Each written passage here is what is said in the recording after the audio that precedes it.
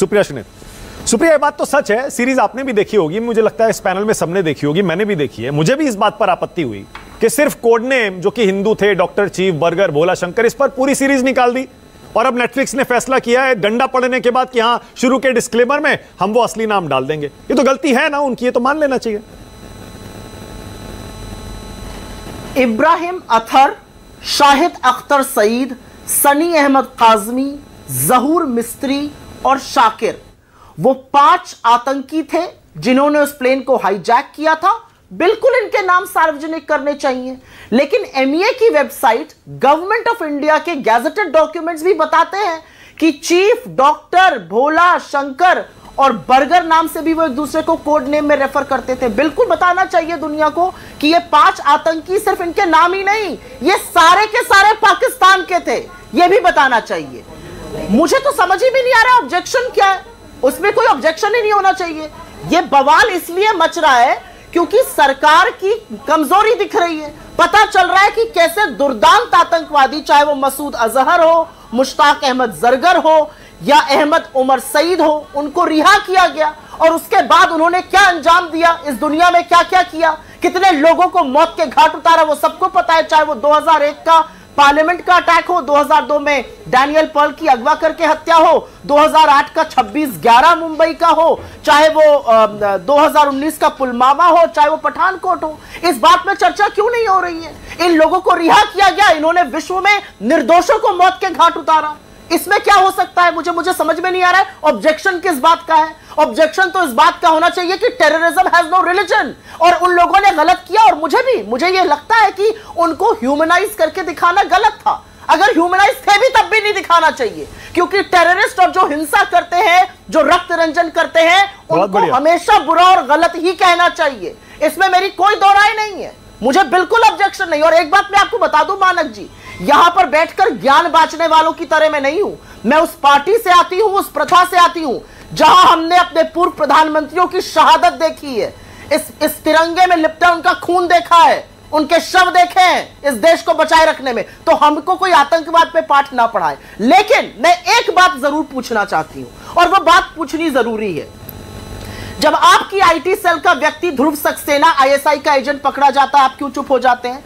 जब आपका तारिक अहमद मीर, जिसने प्रधानमंत्री के साथ मंच साधा किया, 2020 में उसको एनआईए गिरफ्तार करती है हिजबुल मुजाहिदीन को एक्सेस इंफॉर्मेशन और पैसा पहुंचाने के लिए, आप क्यों चुप हो जाते हैं?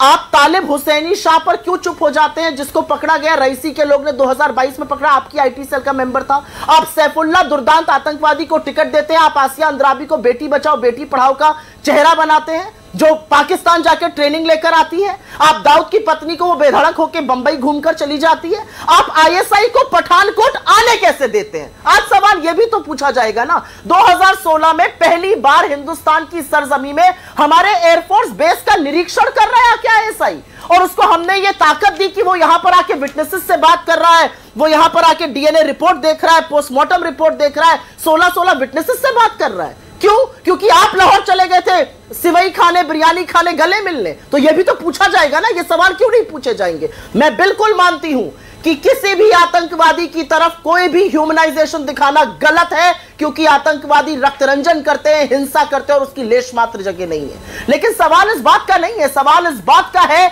कि किस तरह से हमने दुर्दांत आतंकवादियों को छोड़ा, उन्होंने क्या किया। और यह कड़वा सच है कि उनको पकड़ा कांग्रेस की सरकारों ने था और बीजेपी की सरकार ने रिहा किया। यह कड़वा सच है, इसको तो कड़वा घूट डाल के पीना ही पड़ेगा बीजेपी को। ओके सुप्रिया, मैं आपकी दाद दे रहा हूं, आपने बहुत ईमानदारी से अपनी बात कही है और आपने ये माना है कि हाँ, इस फिल्म में उनको ह्यूमनाइज करके दिखाने की कोशिश की गई है, पाकिस्तान आईएसआई का रोल कम करके दिखाया है। चलिए, कम से कम एक बात पर तो हम सहमत हैं। अजय आलोक कुछ कहना चाह रहे हैं, बोलिए अजय, क्या कह रहे हैं? आतंकवादियों को ह्यूमनाइज करके दिखाया गया, मान लिया इन्होंने, बहुत अच्छी बात है। लेकिन 2010 में जिन टेररिस्ट को रिलीज किया था, पठानकोट अटैक उन्हीं टेररिस्टों ने किया था, जरा ये भी पता कर लेती तो अच्छा था। दूसरी बात, मुझे लगता है कि सुप्रिया जी कह रही हैं ह्यूमनाइज करके दिखाया जाता है, लेकिन साथ में ओसामा जी भी कहा जाता है, हाफिज साहब भी कहा जाता है, जब इन्हीं कांग्रेस पार्टी के नेताओं से, उन्हीं कांग्रेस पार्टी के नेताओं द्वारा यह भी कहा जाता है कि बटला हाउस एनकाउंटर में मारे गए आतंकियों के शव देख के सोनिया गांधी फूट फूट के रोने लगी। तब मुझे ये ह्यूमनाइज शब्द का मतलब समझ में नहीं आता है। मुझे उम्मीद है कि मेरे तीनों सीनियर पत्रकार में, तो मुझे इस ह्यूमनाइज शब्द का मतलब समझाएंगे कि ह्यूमनाइज होता क्या है एक्चुअली। कन्वीनियंस के हिसाब से सुप्रिया जवाब दे रही है, बोलिए सुप्रिया। के हिसाब से नॉन, बोलिए, उसके बाद आगे जा रहा हूं, बोलिए। मैंने तो 6 लोगों के नाम गिना दिए जो इनकी पार्टी का हिस्सा थे, दुर्दांत आतंकवादी थे। एनआईए तक ने पकड़ा उन लोगों को। आईएसआई की एजेंट मुखबिरी करते हुए पाए जा रहे हैं आपकी बीजेपी आईटी सेल के लोग। सिर्फ रेप और बलात्कार नहीं करते बीएचयू आईआईटी में, मेरा मुंह मत खुलवाइए। लेकिन मैं यहां पर एक चीज जरूर बोलना चाहती हूं और मुझे लगता है सीनियर पत्रकार इस बात का जवाब देंगे। आउटरीच अपनी जगह होना बिल्कुल ठीक है, जिसको गलत लगे आउटरीच होनी चाहिए। तो आउटरीच केरला स्टोरी पर क्यों नहीं हुई, जिसने बताया 33,000 महिलाएं और फिर कोर्ट में कहा 30 महिलाएं? क्यों नहीं हुआ उस सेलेक्टिव डेटा पर आउटरीच? क्यों नहीं हुआ? आपने एक शब्द का प्रयोग किया और वो शब्द बिल्कुल सही है, घावों को कुरेदना। किसने जम्मू कश्मीर के घावों को कुरेदा? एक घटिया पिक्चर बना के कश्मीर फाइल्स। किसने उनके दर्द को बार बार नासूर बनकर कुरेदा? और वो तब, और मैं आज तक ये बात नहीं कही है लेकिन आज कहूंगी, कश्मीर में जो हुआ 1989 में वो तब हुआ जब भारतीय जनता पार्टी वीपी सिंह की सरकार को सहयोग दे रही थी, उनके समर्थन से सरकार चल रही थी, उनकी आंखों के सामने ये सब हो रहा था। वो दर्द कुरेदना नहीं है। एक एक्सीडेंटल प्राइम मिनिस्टर, एक मनगढ़ंत स्टोरी पर आपने पूरी पिक्चर बना दी, मनमोहन सिंह जी का चरित्र हनन किया, वो आउटरीच नहीं होनी चाहिए।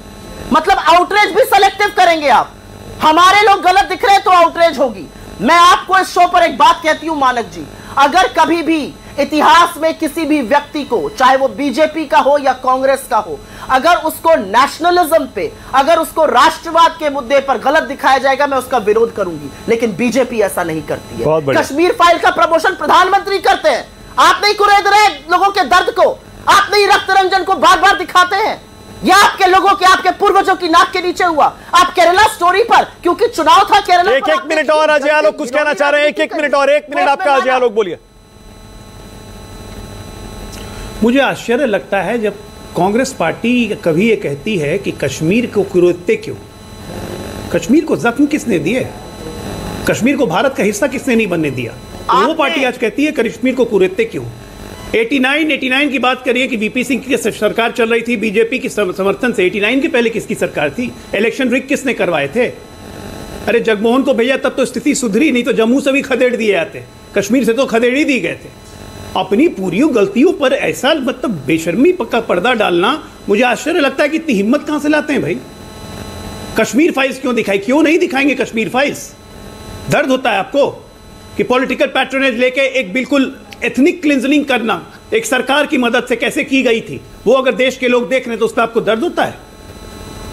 केरला स्टोरी पे दर्द होता है जब कन्वर्शन के लिए खुद वहां के चीफ मिनिस्टर कहते हैं कि केरला में कन्वर्शन चल रहा है, लेकिन आप बोल नहीं सकती हैं क्योंकि आपको वोट आपका बोलने नहीं देता है। मुस्लिम लीग आपको सेकुलर लगने लगती है राहुल गांधी को, क्योंकि उसी के वोट से जीतना है। ये सब जब होता है ना तभी एक मिनट समस्या होती है। और ऐसे ऐसे फिल्म बनाना, मनगढ़ंत फिल्म बनाने वालों को मन बढ़ता है। बोलिए। मुस्लिम लीग हमें कभी सेकुलर नहीं लगती है। मुस्लिम लीग की सरकार में आप शामिल होकर अरे राहुल गांधी ने कहा भाई, आंदोलन का विद्रोह करते हैं, दमन करते हैं। बीच में मत बोलिए मेरे, मैं आपके बीच में नहीं बोली थी।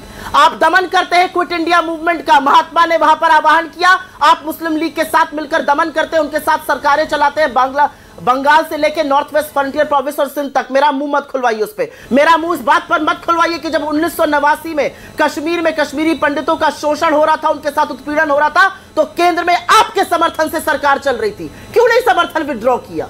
क्यों नहीं आपने समर्थन विड्रॉ किया? आज यहां पर आकर सिर्फ बातें करेंगे। और मैं एक बात इस पैनल के लिए कहना चाहती हूं, मैं हिंदुस्तानी हूं, मेरे घर वाले हिंदुस्तानी हैं, मेरे आसपास वाले हिंदुस्तानी हैं। हिंदुस्तान की जितनी फिक्र मुझे है ना, वो बाकियों को नहीं हो सकती है। हिंदुस्तान की जितनी फिक्र हम करते हैं ना, क्योंकि हमने आजादी में शहादत दी है, हमने अपने लोगों को शहीद होते हुए देखा है। मुझे ना राष्ट्रवाद पर और ना मेरे धर्म पर पाठ पढ़ाइएगा। मैंने पूछा ना, केरला स्टोरीज बनी, कोर्ट में बोला गया 30 लोग, हाथ जोड़ के माफी मांगी गई, स्टोरी चेंज करेगी। दिखा इस देश का एक हिस्सा केरला है, केरला को गलत लाइट में क्यों दिखाया गया? पूछना चाहती हूं मैं ये बात। प्लीज रुक जाइए। ओके, अब प्लीज थोड़ी देर रुक जाइए। ओके, पहले आशुतोष